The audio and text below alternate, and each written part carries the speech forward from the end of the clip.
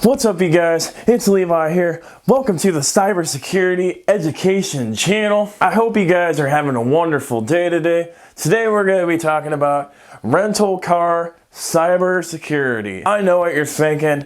But Levi, what could possibly happen in a rental car?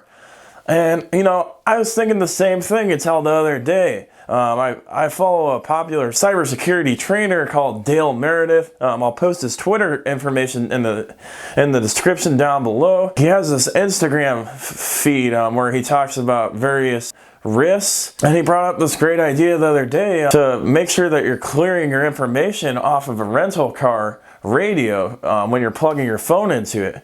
And that got me thinking. I'm like, man, I've never thought of this before. You could potentially get compromised, or you could have a data breach by plugging your phone into a rental car radio.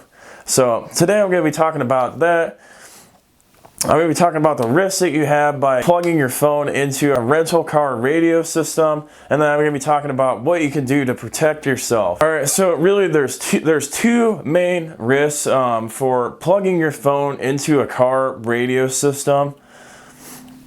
The first risk is data can be left on the radio. So when you plug your phone in to a car radio system and you press the yes button on your phone to synchronize that data, that information can be potentially left on that radio system. So when an employee comes and takes that car, somebody else comes and rents that, they can see the information that you sync to that radio.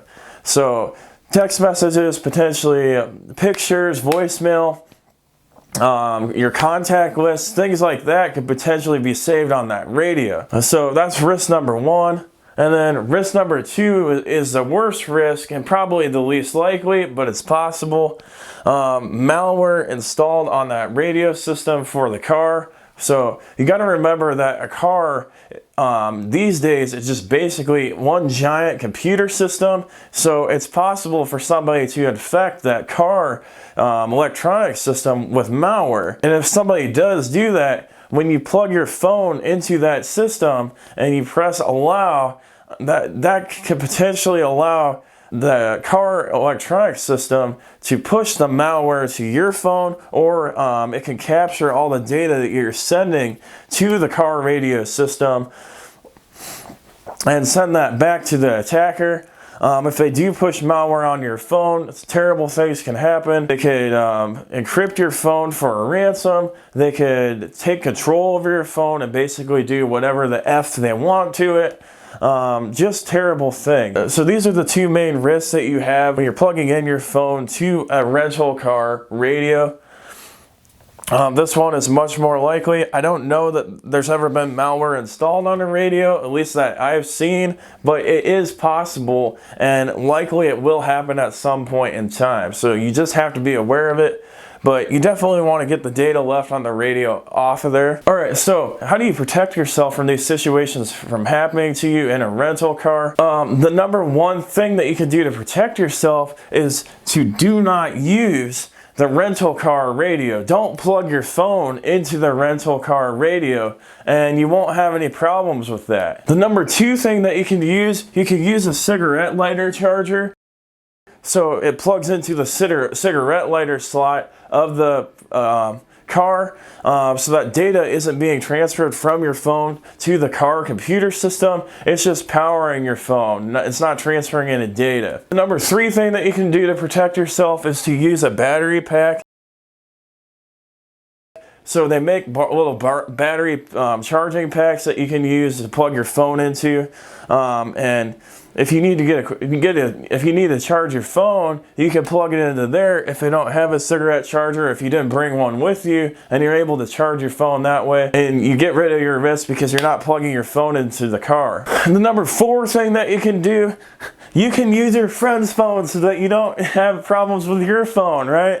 Just kidding, don't do that. I thought I'd put that in there because I thought it was funny. But hey, if you don't want to have problems with your phone, maybe it's not a bad idea.